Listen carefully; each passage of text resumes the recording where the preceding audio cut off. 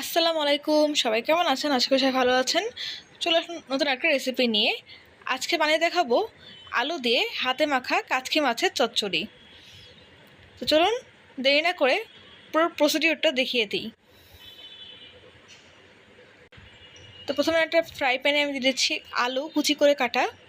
এখন দিয়ে দিচ্ছি কাঁচামরিচগুলোকে আমি মাঝখান থেকে চিড়ে নিয়েছি। এখন দিয়ে দিচ্ছি পেঁয়াজ কুচি 1 কাপের একটু বেশি। দিয়ে দিলাম হলুদের গুঁড়া, সামান্য শুকনো মরিচের গুঁড়া জাস্ট কালারের জন্য, এবং লবণ স্বাদ মতো। এই পর্যায়ে তেল দিয়ে দিলাম। তো এখন আমি পেঁয়াজের সাথে আলুটাকে খুব ভালো করে কচলিয়ে মাখিয়ে নিব। এতে করে আলুটা এবং পেঁয়াজটা সফট হয়ে যাবে।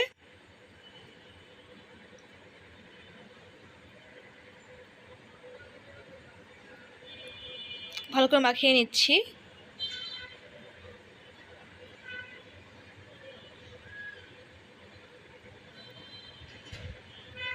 তো মাখানো হয়ে গেলে এই পর্যায়ে আমি কাচকি মাছগুলোকে অ্যাড করে দিলাম।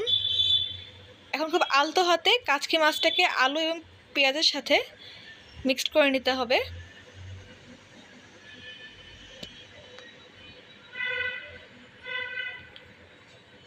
তো এই পর্যায়ে আমি দিয়ে দিচ্ছি আদা বাটা, রসুন বাটা এবং পেঁয়াজ বাটা, তিনটাই 1 চা চামচ করে আছে। আমি আরেকবার ভালো করে মিক্সড করে নিলাম। এই পর্যায়ে মাখানো ভালো করে হয়ে গেলে একটু হাত ধোয়ার পানি দিয়ে দিলাম। তো জানেন তো, হাত ধোয়ার পানি দিলে স্বাদটা ভালো হয়। এটা কিন্তু আমার কথা না, এটা কিন্তু মুরব্বিরা বলে।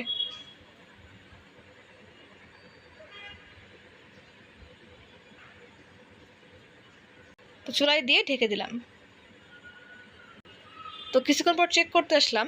কাচকি মাছে কিন্তু ওলটপালট করে নাড়া যাবে না, জাস্ট আলতোভাবে খুন্তিতে একটু নেড়ে চেড়ে দিতে হবে।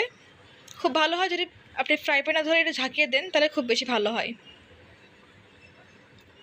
তা আবার ঢেকে দিলাম।